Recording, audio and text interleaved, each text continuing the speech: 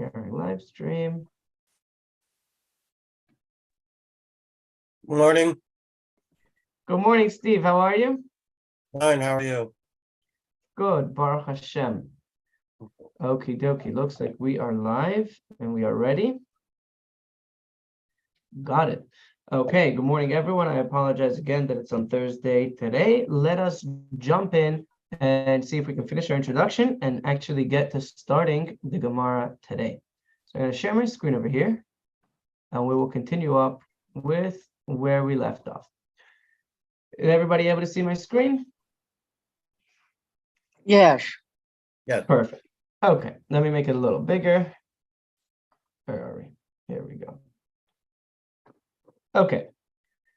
So what we have so far is that the written tradition and the oral tradition were both given to Moshe Rabbeinu, to Moses at Mount Sinai.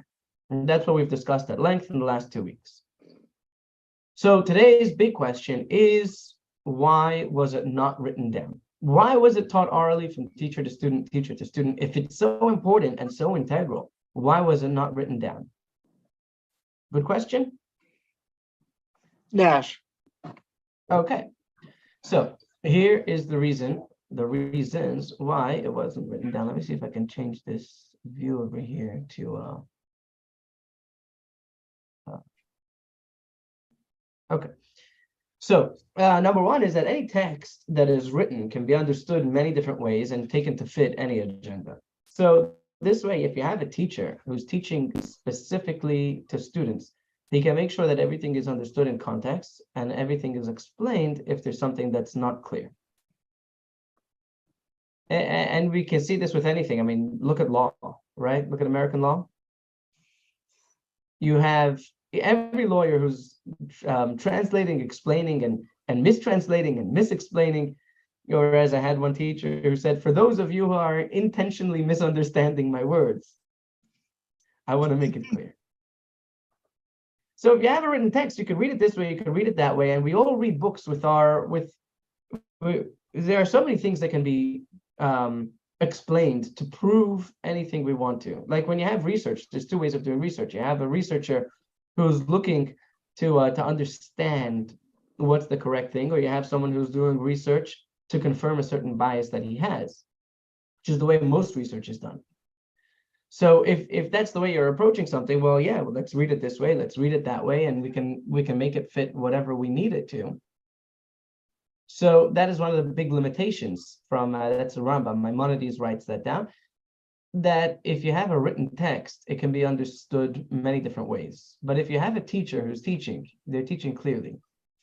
And if there's anything that's not understood, they can explain it to make sure that everyone's on the same page and understanding the context and the actual issue at hand.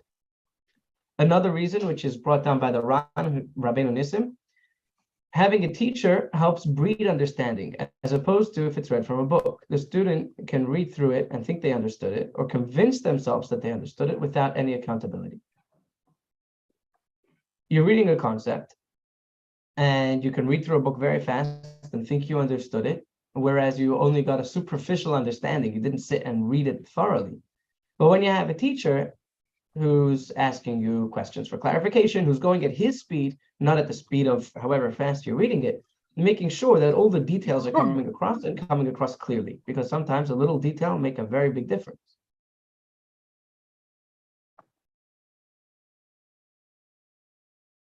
And number three, which is written by Tosfos, if everything was written down, then anyone could come and claim and say, oh, this is ours and the Jews stole it from us. But if the keys to understanding is the oral tradition, and with just like we spoke last time about the tefillin, without the oral Torah, you don't have any understanding of what tefillin are. You really don't have, quote unquote, the keys of understanding the written Torah. And we are the only ones who have the keys to understanding and explaining it, that no one else can claim that it was theirs and we stole it from them. So these are three of the bigger reasons why it was not written down to begin with. Number one is that it's clear and can only be understood in one way, and it's not, you can't take it out of context. Number two is that we're making sure that you're actually understanding all the details. Number three is this way nobody can come and claim that the Torah is theirs, because we're the only ones who have that explanation to understand what the Torah is. And as such, this method of teaching and learning would have continued until today. Until today, we would still be learning everything orally from teacher to student. That's the way it was originally meant to be, and that's the way that it would be until today. So why did that change? Before, just a quick introduction, a quick point, is that the Mishnah, let's scroll up over here, at the top of the page, the Mishnah and the Talmud were not compiled out of curiosity to understand the Torah or figure out the laws of Judaism. Judaism had already been practiced for hundreds of years. And that's the biggest point that I want us to be coming away with today. Not today, but from this whole introduction to the Talmud, is that it's not that we have the Torah and let's sit down and see if we can translate the Torah and understand what the Torah means. No, the Talmud is not coming to figure out what's the Torah saying. We already know because we've been practicing it for millennia. The Mishnah and the Talmud are there to write down that which had been discussed. The Mishnah and the Talmud are transcriptions of discussions that happened within the yeshivas, within the study halls of Judaism for hundreds of years. And before we continue with the Mishnah and the Talmud, a brief overview, do we have any questions thus far, or is everything clear? It's clear. Clear? Okay, good. The Mishnah. During the years of exile, the Jews got very comfortable and assimilated with the surrounding nations. Only some came back up to Israel, but unfortunately, a lot of them stayed. Throughout the Second Temple, the time of the Second Temple, the Jews were constantly persecuted and never had stability. The priesthood was corrupted, and the leaders were not all the best people. 200 years into the story of 200 years into the Second Temple, you have the story of Hanukkah, where the temple was desecrated and then recaptured and rededicated by the Hashmonaim, Yehuda Maccabee and his family.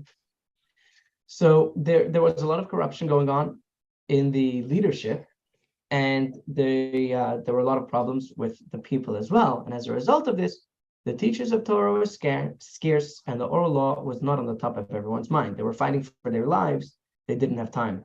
Schools were not so common, and there were sects of people who were trying to actively pervert the teachings, like we were saying, the actively broken telephone. So Rabbi Yehuda Hanasi rose his quill to his paper and began an incredible task. The Mishnah is a compilation of laws that are organized and written down by Rabbi Yehuda Hanasi in the biblical language of Hebrew, which was the spoken language then. Old laws recorded in the Mishnah are teachings from a status of people who are referred to as Tanaim, starting from the times of Hillel the sage, which was around 100 years before the Second Temple. And prior to Hillel's time, there was only one instance where there was a question that arose that the rabbis did not come to a conclusion with, until Hillel came and recounted the teaching that he had learned from his teacher, Shmai and Naftalion. So there was not a lot of disagreement about what the law should be. So in the Mishnah, we're going to see that there are varying opinions. But the Mishnah was was supposed to be like cliff notes for a speaker. They have brief synopsis of the laws that were taught by the different sages. Each one has a name to it. And he wrote this down so that people should remember the basic gist of what was going on and what was taught from teacher to student in the past generations. The Mishnah is split into 6 categories. Each category has various subcategories. So the 6 orders are as follows. Zraim, seeds, and this is the sustenance of all people and all animals, so we start with that. Then comes Moed, which means times or holidays, and in the Torah, the laws of Shabbos comes right after the laws of planting, so that's why we have it second. Then we have the laws regarding men and women. Then we have the laws regarding damages, then the sacrifices, and then all the laws of purity and impurity. So he saw that the teachings of the oral law were being forgotten, and a lot of different versions of what different teachers said started creeping in. This was a result of constant persecution and misplacement of the Jews at that time. He gathered all the geniuses of that time and sat down with them and went through all the laws they could remember from their teachers and made sure that they all fit in line with the 13 principles through which Torah laws can be deduced.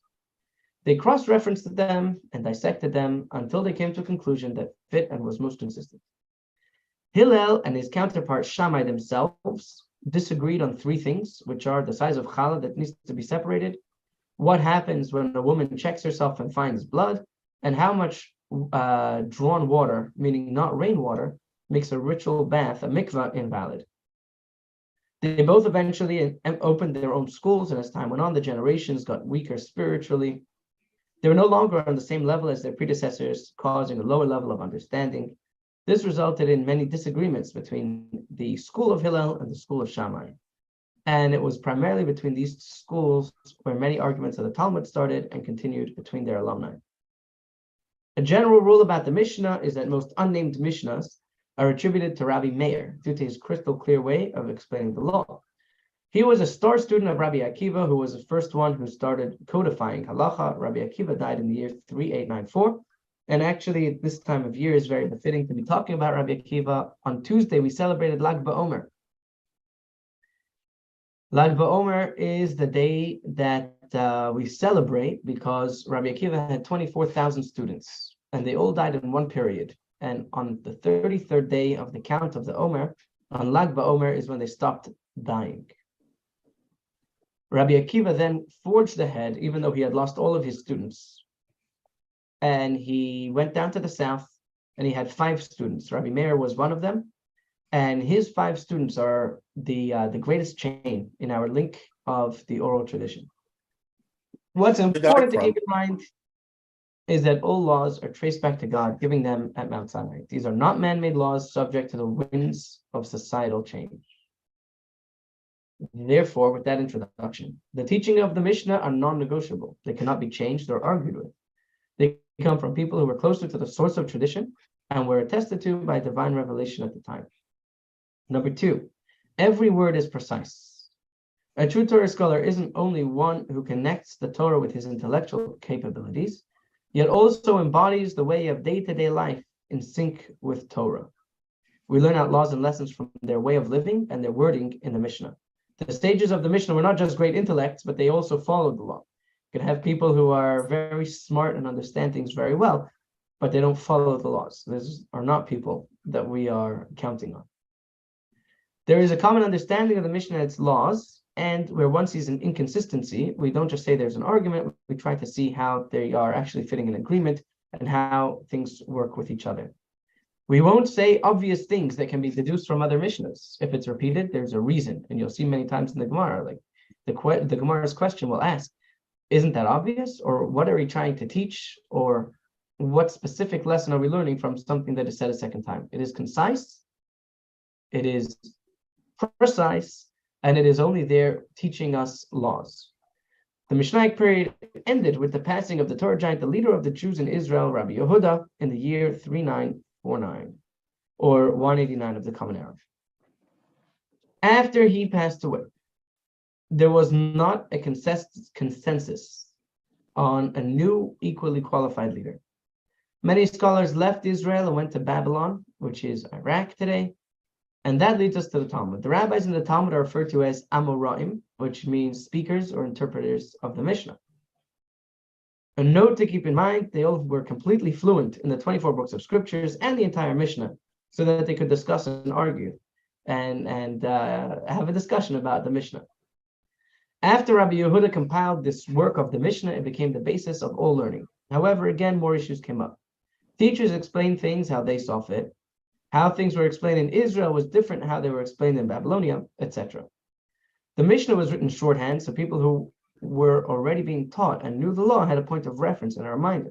The teacher's job was to take this line and explain it and apply it where necessary. Once again, however, there was constant persecution, which caused misplacement, economic struggles, which led to having to work at a young age and no time for schooling, and assimilation. That which was once self-understood was now a novelty.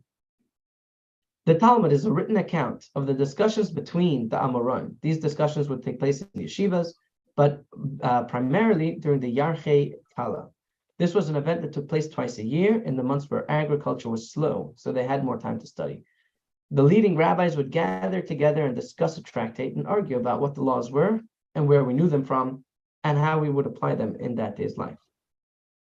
The Talmud is on a quest to figure out what's the truth, asking who was the author of the Mishnah in order to cross-reference, comparing the Mishnahs and finding and reconciling inconsistencies, and expounding on the shorthandedness of the Mishnah and finding the practical ramifications, otherwise known as halacha. This is where we're going to pause. The rest of the document is in your email, and you can read it there. I'm going to stop sharing now.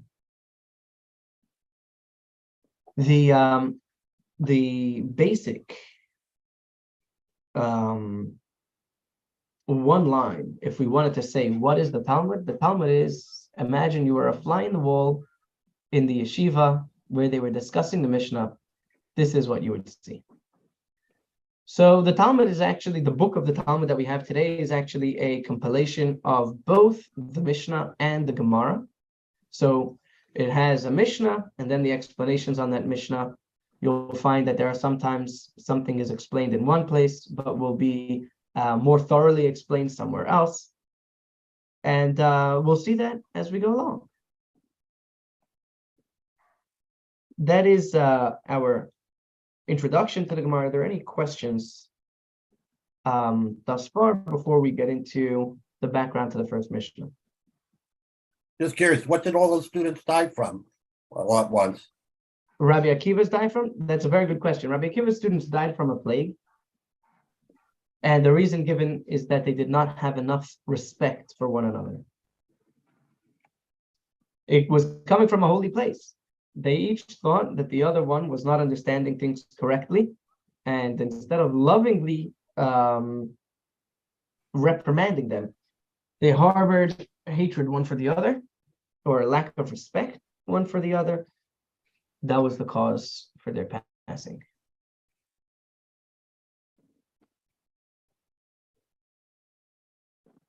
Are we ready to jump in?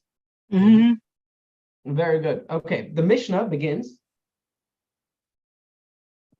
The first tractate is called Brachos, which means blessings.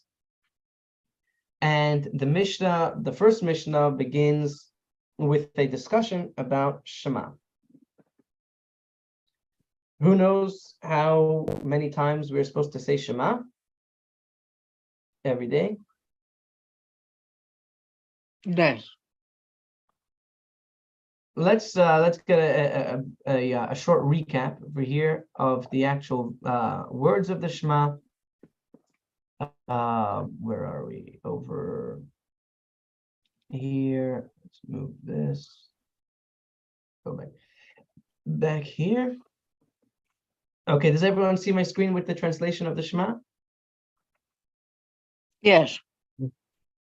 Okay. Steve, would you like to read for us the Shema beginning with Hear, O Israel?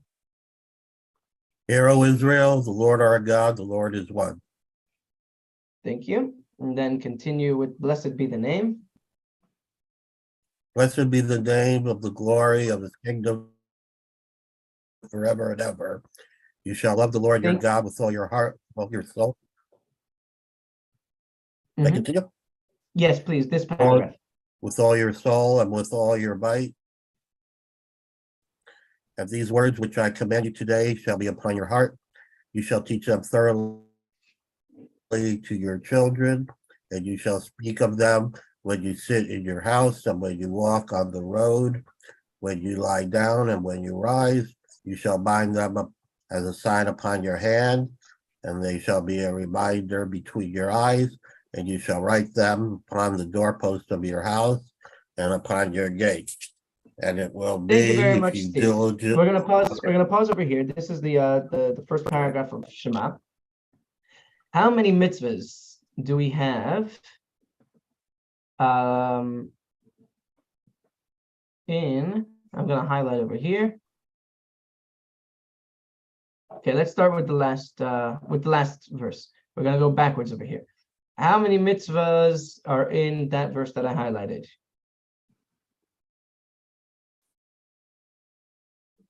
And who can tell me what mitzvah that is? You shall write them upon the doorpost of your house and upon your gates.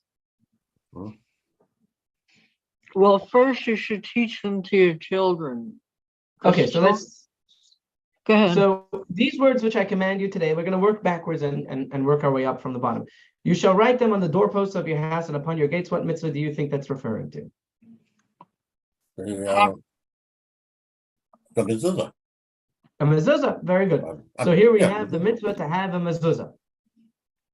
Then the verse right before that, you shall bind them as a sign on your hand, and they shall be for a reminder between your eyes. What mitzvah is that? Tefillin. Mhm. And the verse before that, you shall teach them thoroughly to your children. You shall speak of them when you sit in your house and when you walk on the road, when you lie down and when you rise. What mitzvahs do we have there?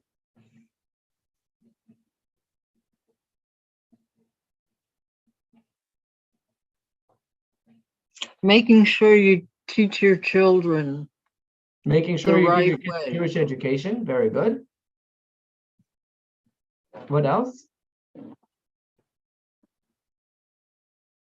And then when you sit in your house and when you walk on the road, when you lie down and when you rise. So that's a lot of times. That's four. That's a lot of times, right? So you should be speaking words of Torah when you're sitting in your house. You should be speaking words of Torah when you walk on the road. And when you lie down and when you rise up, these words over here are the source for saying Shema once in the morning and once in the evening. You should say Shema before you lay down, and you should say Shema when you rise up. That is the information we need before we begin the first Mishnah. That is the verses from the Torah that it is all going to be based on. Let's go in. You ready? Okay, here we have safaria.org. The beginning of Tractate Brachos, the first tractate in the first of the 6 orders of the Mishnah, opens with a discussion of the recitation of Shema, as the recitation of Shema encompasses an acceptance of the yoke of heaven and of the mitzvahs, and as such forms the basis of all subsequent teachings. The Mishnah opens with the laws regarding the appropriate time to recite Shema. So the first thing that we're going to figure out is when it says you lie down and when it says you rise, when is that? Is that whenever you wake up and whenever you go to sleep, or do we have a specific time? Well, whenever it doesn't say time, it says when you wake up and you rise. If you're working nights, you wake up, you go to bed in the morning and wake up at night. Oh, very good. So if you're working a weird schedule or a weird shift, then it's whenever you go to sleep and whenever you wake up. What if you take a nap? Do you have to say Shema before then and after then? Well, it doesn't say anything, it doesn't make any distinction between napping and full-fledged sleeping, so sure. Okay, so let's read the Mishnah and let's see the way that this was discussed. The Mishnah. From when, that is, from what time, does one recite Shema in the evening? What time are you supposed to say Shema in the evening? Now, how do we know you're supposed to say Shema in the evening? Because we just learned in the verse that when you lay down, you're supposed to be saying Shema. So from when does one recite Shema in the evening? This is the Mishnah. From the time when the priests enter to partake of their teruma. The priestly gifts that were given to them, a person who had a field had to take part of it and give it to the teruma, to the Kohen. And the Kohen had to, if a Kohen was not pure, they had to purify themselves in a ritual bath, and then afterwards they had to wait until sundown. After sundown is when they were allowed to eat their truma. So that was a landmark that people knew. Again, if this is just trying to teach us something, we're going to see this very clearly throughout the Mishnah and throughout the Talmud. If we're beginning an explanation of what the Torah is, then this is a very weird way of saying the time, because we don't know what priests are, we don't know what truma is, we don't know when they come in. But this was a culture where it's something that was regularly done. If your neighbor was a Kohen, you saw him going to purify himself to eat truma. And at night, everybody knew, all the kids knew when their friends were eating truma. So if we want to give a landmark or a time that people should know, when are we reciting Shema in the evening? So this was a landmark that people knew, when the time is that the priests enter to partake of their truma, which is at sundown. And the Gemara is going to discuss, well, why did the Mishnah say the priests coming to eat of their truma? Why didn't it just say sundown? But we'll get that later. But right now, what we know is that when the priests enter to partake of their truma, that is the time that you're beginning to say Shema. The earliest time you can say the evening Shema is when the priests enter to partake of their truma. And until when does the time for recitation of the evening Shema extend? Again, the bold letters, or the bold words, are the words of the Mishnah. The regular print is an explanation from Rabbi Yadin Even Yisrael, Rabbi Yadin Steinsaltz. Passed away about 2 years ago, unfortunately. Until when does the time for the recitation of the evening Shema extend? Until the end of the first watch. The evening, the nighttime, is split into three. The nighttime, halachically, is split into three or four, depending on how you're counting, but three sections. So until the end of the first watch, which is 1/3 into the night, that is how long you're allowed to say Shema until. In other words, if it's already after the end of the first watch, it's too late to say Shema. Now let's look at this explanation over here. The term used in the Torah to indicate the time for the recitation of the evening Shema is b'shach b'cha, when you lie down, which refers to the time in which individuals go to sleep. Therefore, the time for the recitation of Shema is the first portion of the night, when individuals typically prepare for sleep. So the first third of the night, that's when people are going to sleep, so that's when you're supposed to be saying Shema. That is the statement of Rabbi Eliezer. So if I asked you, according to Rabbi Eliezer, when is the right time to say Shema? When is the right time to start saying Shema? When you lie down. And what time is that? Well, it says the time for the recitation of the evening Shema is until midnight. So that's going to be the rest of the rabbis. But so far, what we've said was Rabbi Eliezer. Rabbi Eliezer says that the time starts from when the priests go to eat their truma, and it ends at 1/3 into the night at the end of the first watch. That's Rabbi Eliezer. Let's move on to the second opinion we have here. The rabbis say the time for reciting the evening Shema is until midnight. So it starts at the same time, according to everyone. And we have, the first opinion is the first third of the night. Second opinion is the rabbis say the time for reciting the evening Shema is until midnight.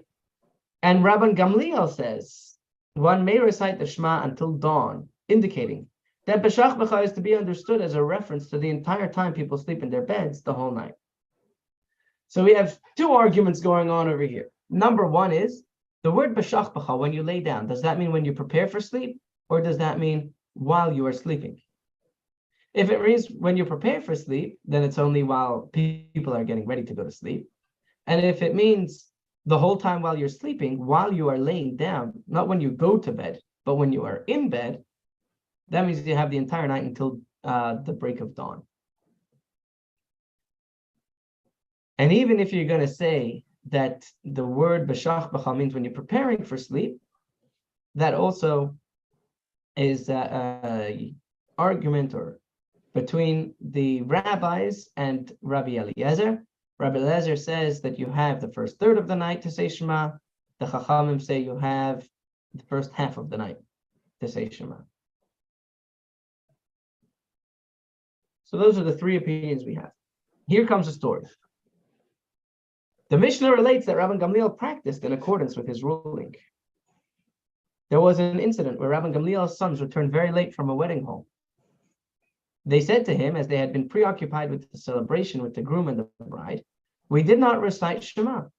He said to them, if dawn has not yet arrived, you are obligated to say Shema. Since Rabban Gamliel's opinion disagreed with that of the rabbis, he explained to his sons that the rabbis actually agree with him. So In the Mishnah, we learned that the rabbis had an argument with Rabban Gamliel. And according to the rabbis, it was after midnight, it's already too late to say Shema. And Rabban Gamliel says, no, according to the rabbis and according to me, you still have to say Shema.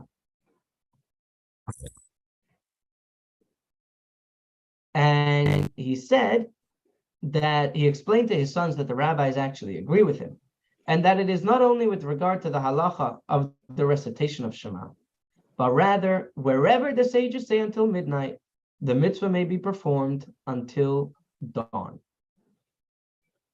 So this story is a very important story, because this story brings out that Rabbi Akiva, Rabban Gamliel, not only practiced according with his ruling as opposed to the rabbi's ruling, he explained to his sons that the rabbis agree with him. And we're going to see why soon. Continues the Mishnah. Rabban Gamliel cites several cases in support of his claim, such as the burning of fats and limbs on the altar.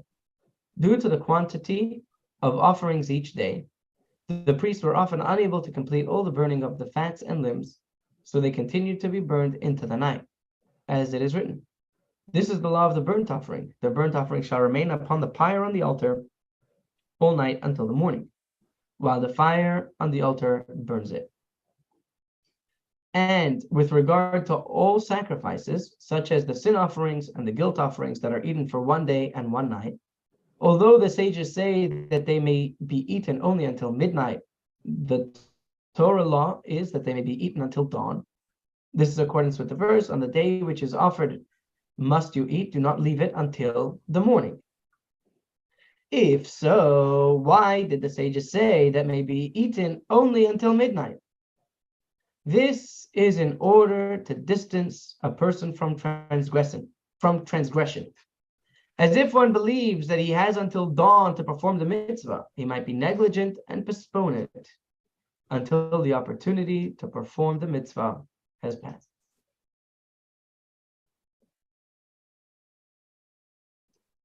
So that was a lot of new information. And let's summarize the Mishnah. Stop screen share for a minute.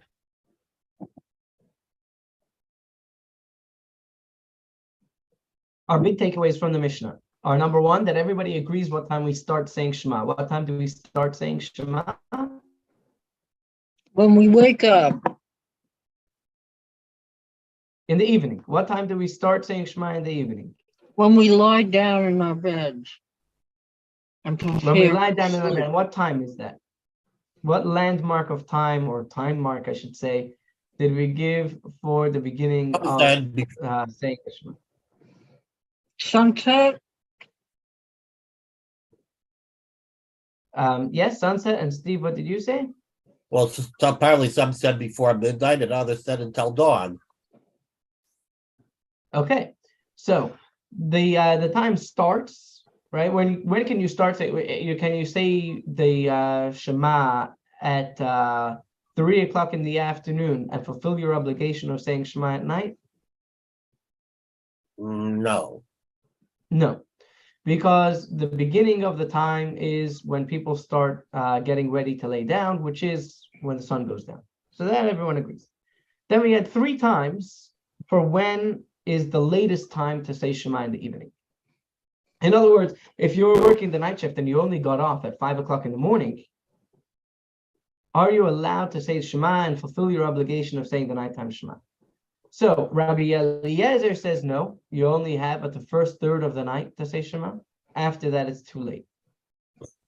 The Chachamim, the rabbis, say that you have until midnight, and after that, it's too late. And Rabbi Gamliel says you have until dawn. And even the rabbis who said you only have until midnight, that's not because after midnight it's too late. That's because they want you to get a move on it and not procrastinate. And he brings a proof and he brings a story to prove his point that anytime the rabbis say that you only have until midnight, really the mitzvah is all the way until dawn. You have to get a move on it.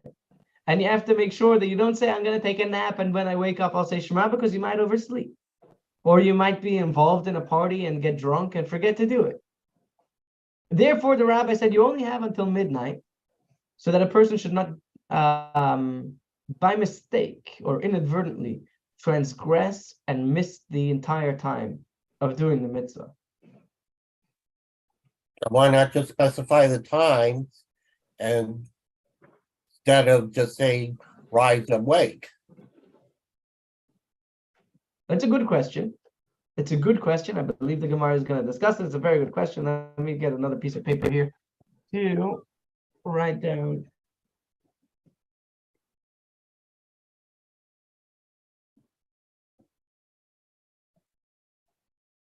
So like when I was my early career, when I was working in a hospital from 9 p.m. to 7 in the morning or 6 in the morning, then I would never have a chance to say the Shema, right? That is a good question. Give me just a second. Why doesn't the Torah say a time? That will be clarified to us as we go into the Gemara, but it's a good question. In answer to your question, when would you say the evening prayer?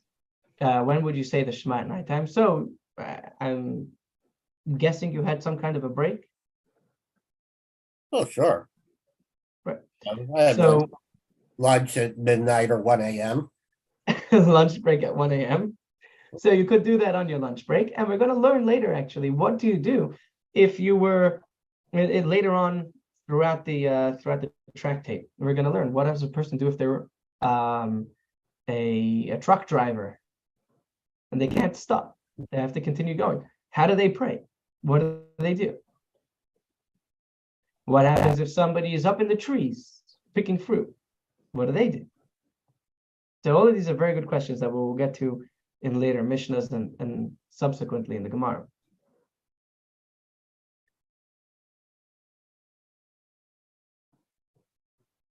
Okay, where were we in the middle of going? Was there another question someone asked? No, that one. No. Okay.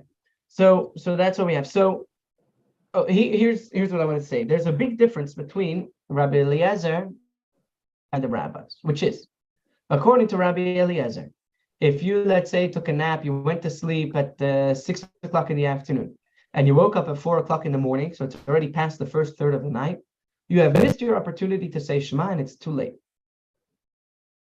Because the time of saying Shema is only while people are going to lay down. And you missed it. You missed your opportunity, and there's no catching up. It's too bad. But according to the rabbis, who say that, yes, you could technically, the time of the mitzvah is all the way until the morning, but they said, do it before midnight so that you don't inadvertently transgress and miss saying Shema. If you went to sleep at 5 o'clock in the afternoon and you woke up at 4 o'clock in the morning and you said Shema, you still got the mitzvah. That's going to be the big difference between Rabbi Eliezer and the rabbis. That according to Rabbi Eliezer, after 1/3 of the night, it's too late. You missed your opportunity. But according to the rabbis, even if it's after midnight, you're still good and you can still get the mitzvah of saying Shema in the evening.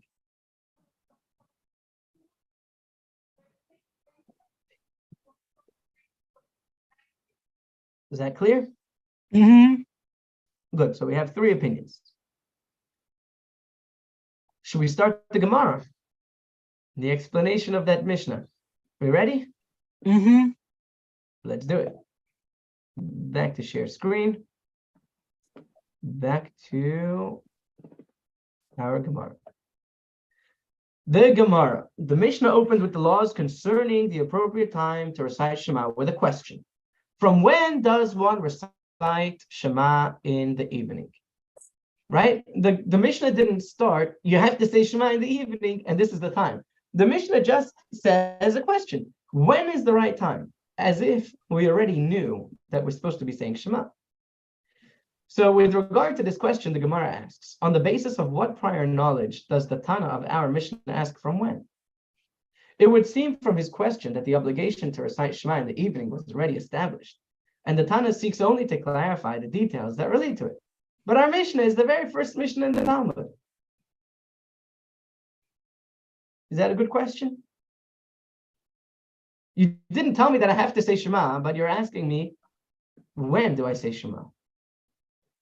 Maybe start by telling me that you have to say Shema. Question number one. We're going to ask a second question. Question number two, the Gemara asks, and furthermore, what distinguishes the evening Shema that it was taught first? Let the Tana teach regarding the recitation of the morning Shema first. Since most mitzvahs apply during the day, the Tana should discuss the morning Shema before the evening Shema, just as the daily morning offering is discussed before the evening offering. Start with the day. Why is the Tana starting in the evening? Let me ask you, what do you think about this question, the second question? What would you answer to the second question? Well, the lunar calendar next day begins at dusk. Okay, very good. Answer number one, the Jewish calendar begins at dusk. Very good. Let's go back over here to the words of the Torah. What's another answer?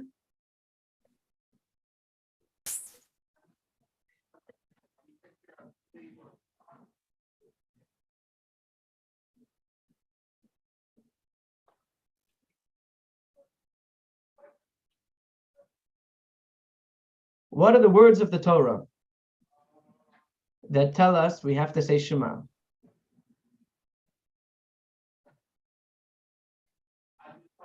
I give you a hint, they're highlighted on the screen.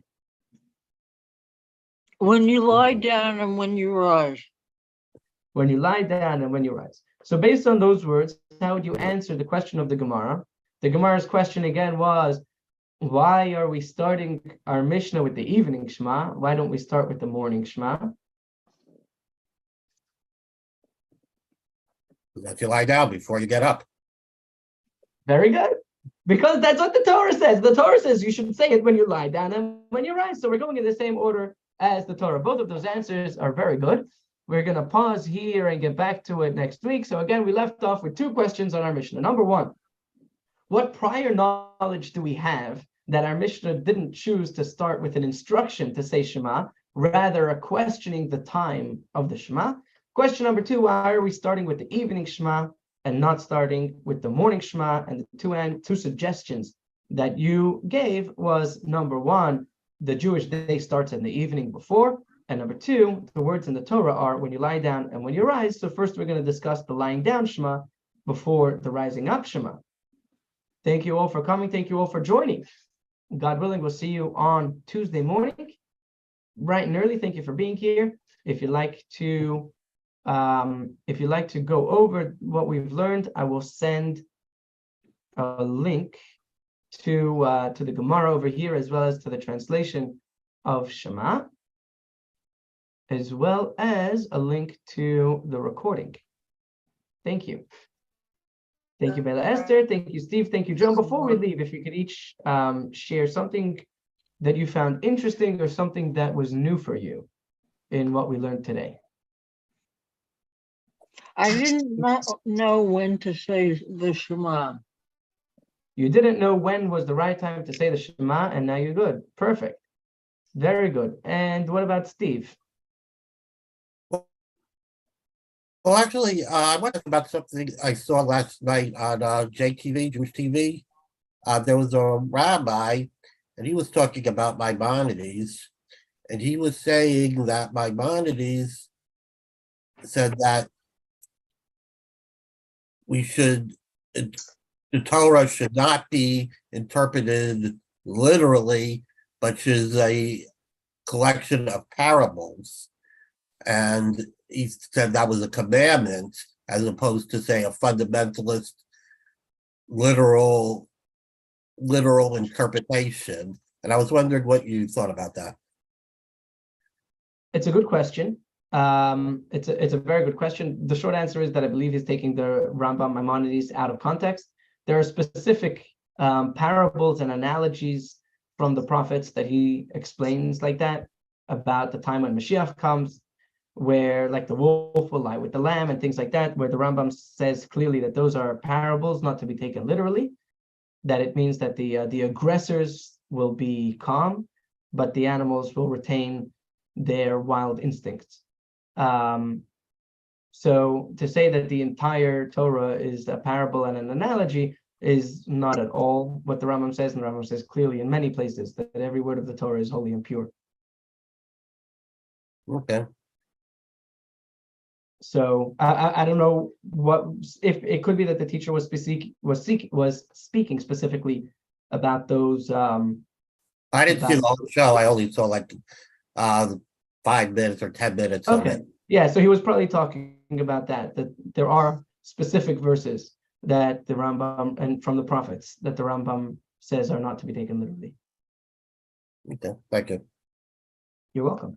And Joan, Yes, Rabbi. good morning. Good to see you. Is there something that you found interesting? Well, I find some of it confusing because I don't know anything. So it's, I'm trying to understand. So, I'm just trying to understand what you're saying. I mean, I say the Shema when I wake up, and when I go to bed. That's what I do. No, I don't always say it in the morning. I try to remember, but I don't always. But when I go to bed, I do. And sometimes I say it in the day, just because I feel like it at any time. And the extra prayer is always good. Oh, okay, but it's not in there. And Susie has a question about what was it, Susie? Go ahead and ask. Yeah. Good morning, Rabbi. Good morning, Susie. I have a question that doesn't have anything to do with talking about the Shema, but I've always wondered that the early Israelis called their leaders priests. And I'm confused because Catholicism has adopted that term for their leaders. And then we morphed into the name rabbi.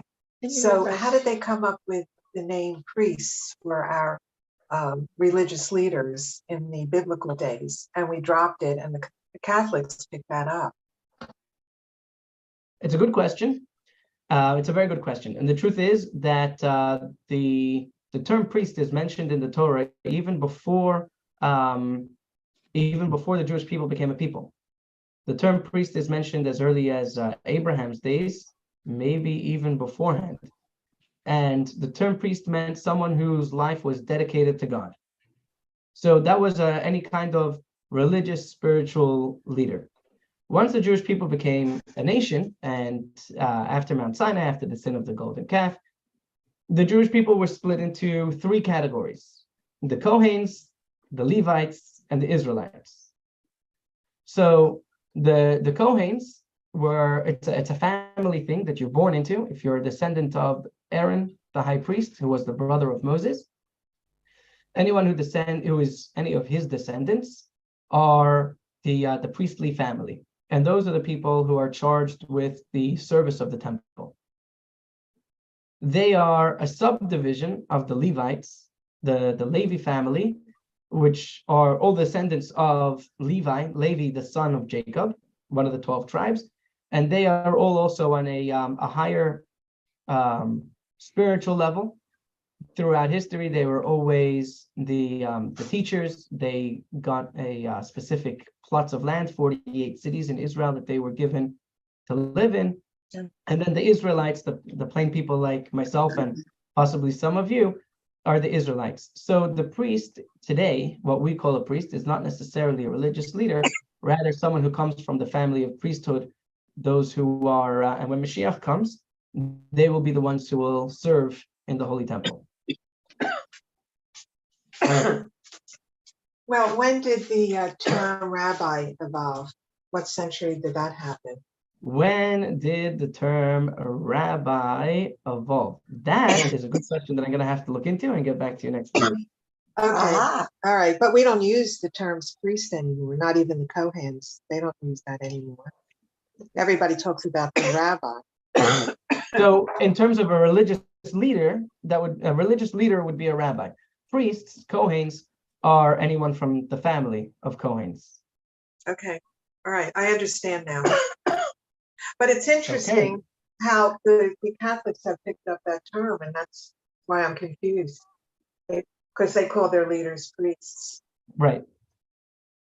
Is that from us? Actually, they actually took Probably that term anything good that they us, have comes yeah. from us. even Their God came from us The too. ancient Greeks also called even her. Jesus, even the I hope yarmulke. They wear a yarmulke. They call it Right, something the Pope else. wears the yarmulke. I'm gonna finish with a joke, and then we'll have to go. So there was a rabbi and a priest in a small shtetl somewhere in Russia, and they were talking, and the priest said to the rabbi, "What are your aspirations in life?" And the rabbi said, "Well, I'm fine over here, very happy, helping the spiritual growth of my community. But tell me about you. Like, where do you want to go?" He says, "Well, eventually, I hope to move to a bigger city." And then the rabbi says, "Okay, and then what?" He says, "Well, then maybe I can make it to Moscow." He says, "Then what?" He says, "Well, maybe if I'm really good, I could become even a bishop." He says, "And then what?" He says, "Then pushing it, but I might be able to make it to Rome, be a bishop in Rome." The rabbi says, "And then what?" He says, "Well, then maybe I could become a cardinal." The rabbi says, "Then what?" And he's like, "Come on, like there's only a few, you don't get higher than that." He says, "Nah, come on, he says, "You know what? Maybe I could become like an archbishop." Or he says, "And then what?" He says, "Well, then I could become an assistant to the Pope." And the rabbi says, "And then what?" He says, "There's no way this is going to happen. But I guess if I am so knowledgeable and charismatic and the people like me and I have the right political ties and the Pope dies, then maybe I could take over the position." And the rabbi says, "Then what?" And by now the priest is very frustrated. And he says, "What do you want me to become, God?" And the rabbi says, "Well, one of our boys made it." Anyway, take care. Have a wonderful Shabbos, everyone. See you Tuesday morning. Thank you Okay, for thank you, Rabbi. Thank you.